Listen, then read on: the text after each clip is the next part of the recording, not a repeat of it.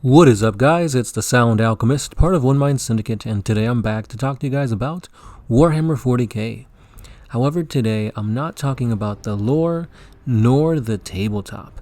Today it's all about Warhammer animation. Yes, you heard that right, guys. If you aren't aware, the people on over at GW have been working on this for quite a long time. So there's going to be a new streaming app coming out very soon. I believe it's called Warhammer Plus. Very very original. However, within that new monthly subscription based service, we are going to be able to see a bunch of Warhammer animations. Basically, they're going to be short stories and episodic storylines, I guess you can say, for a bunch of things Warhammer related. Now, of course, they're going to be mostly focused on Warhammer 40k, but I have seen a few things to go into Age of Sigmar as well. So first of all, I'm super excited for this because for as long as I could remember playing the Dawn of War games, I always enjoyed their cinematics. More so the original Dawn of War one that showed, I believe it was the Blood Ravens fighting against the Orcs on like a hill, and it's very iconic. Definitely check out that little snippet of animation because it's pretty cool, even if it's like, what, 20, 30 years old at this point. But anyway, what I want to say is that there's going to be a lot of awesome animation to look forward to, and a lot of the animations you see in like YouTube, like fan animators and whatnot, they're the same people working on these animations. So if you guys loved Astartes, Hell's Reach, these creators are working alongside GW to create even more epic animations revolving around the game we all love, Warhammer 40k. So all this information that I'm getting here is over on the Warhammer community page. Links, of course, are going to be down in the description so you guys can check out all the information for yourselves. But here is a list of the shows that we have to look forward to in just a month. That's right. So this subscription service thing, I believe is coming out June 23rd. I don't know exactly how much it is per month, but if it's anything like the Warhammer app, and please don't let it be anything like that. The Warhammer app is an unfinished product that they're trying to sell you.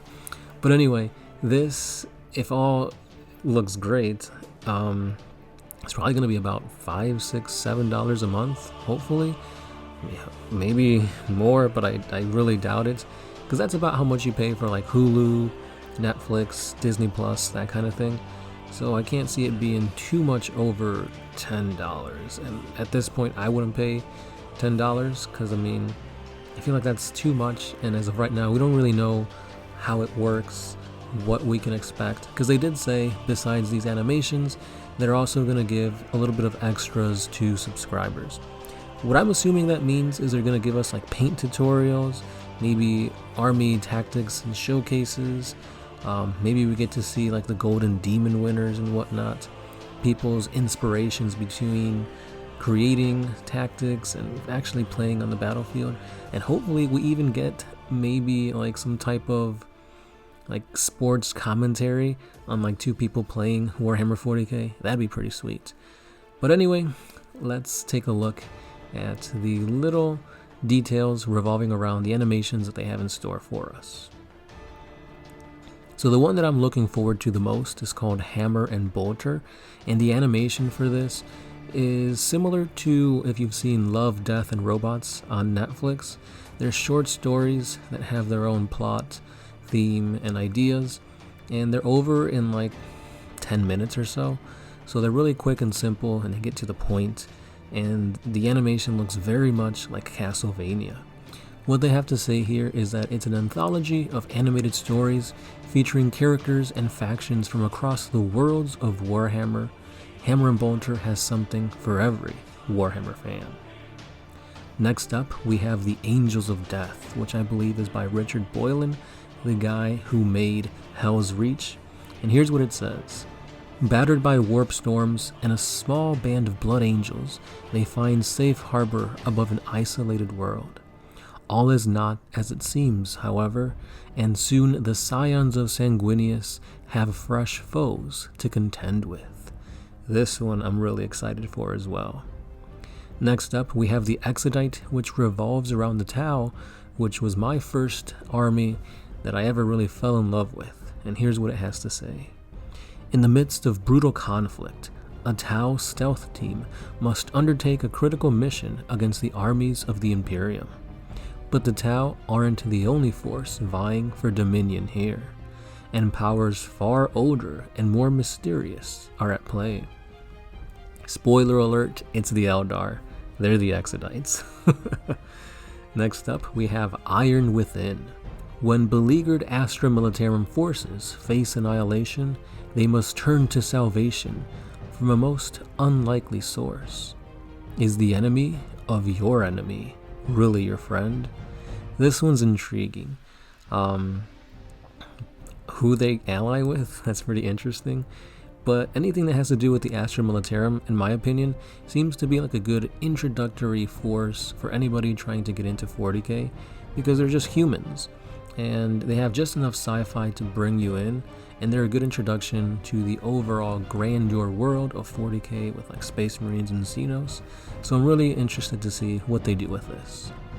Next up, we have Altar of Wrath. After a grinding war of attrition, the last Black Templars of a crusade seek to strike a final decisive blow against the Necrons to end the battle for good. This one seems like it's just going to be action from start to finish. The Templars and the Necrons have a huge grudge, as we've seen. I believe it was High Marshal Helbrecht get his ass handed to him by a Necron Lord over and over again, only to have the Lord basically just humiliate him. So maybe this has that same type of like a cat and mouse game between like the Space Marine captain and the Necrons. Hopefully, but we'll see. Next up, we have Black Talon. A notorious hunter is unleashed to slay Sigmar's most grievous of foes, but the secrets of Neve Black Talon's past follow wherever she treads, and even beyond. This is going to be all about Age of Sigmar, and while I don't really delve too deep into the lore of Sigmar, we do play the game, so I'm interested to see what this has for people who don't really have too much information on Age of Sigmar. Next up, we have Interrogator. This is a tale of crime and heresy in an imperial hive city, which explores the tragedy and horror that haunts the servants of the Inquisition. Interrogator blurs the lines between right and wrong. Can the ends ever justify the means? Interesting. This gives me Batman vibes, but not just any Batman. Batman the Animated Series. So hopefully it's as much a mystery as it is action. But it's cool because they say there's also horror aspects to it. So another one to keep your eyes peeled for. Next up, we have Broken Lance. Towering war machines stride the battlefield in a drama that sees the survivors of a once noble house of Imperial Knights facing the sins of their predecessors. Now this could either mean they're fighting against like a chaos, some type of like invasion or something like that, or it could literally be that these guys are going crazy and they're seeing like ghosts of the past. But I don't know. Interesting, yet kind of meh at this point. And then we have Pariah Nexus. Explore silence and death in the darkest corners of the galaxy. As the Indomitus Crusade reaches the Pariah Nexus, strength and faith will be tested to the limit. I'm so hoping this is a continuation of that cutscene thing they had for the intro for 9th edition that pits Space Marines, well, there were Space Marines, but they're Primaris Marines and the Sisters of Battle against the Necrons, because it'd be great to see those three factions going at it, and it deals with like the current timeline of 40k, so I'm all for this. Highlords is another interesting one that deals with politics and treachery. all abound in the imperial palace. For 10,000 years the Highlords have governed the Imperium in the Emperor's stead. Such power brings corruption, intrigue, and danger to all who would grasp it. This gives you a little bit more information as to what exactly goes around in Terra. Terra was Earth, and this will definitely show us a lot of cool, interesting, like, architecture and lore for our world of Earth. And finally, the one we've all been waiting for, we have Astartes 2. Witness the forces of the Space Marines in unrelenting action as they take the fight to the enemies of mankind. So very generic, but like, if you know anything about Astartes, like that little clip I had in the beginning, that was, I believe, the last part to Astartes. Obviously, I had to like flip it and make it small, so hopefully it doesn't get claimed or whatever. But that is what I'm looking forward to the most. Besides that anthology one, this is going to be great. I don't think they're going to be releasing it in little parts. I'm pretty sure it's going to be like a 10-minute clip of just beautiful animation, awesome lore, awesome story, and just greatness. I don't know how else to put it. But that's all we got for today, guys. Again, all this information can be found on the Warhammer community link, which is in the description. Let me know which one of these animations / shows you're most excited for.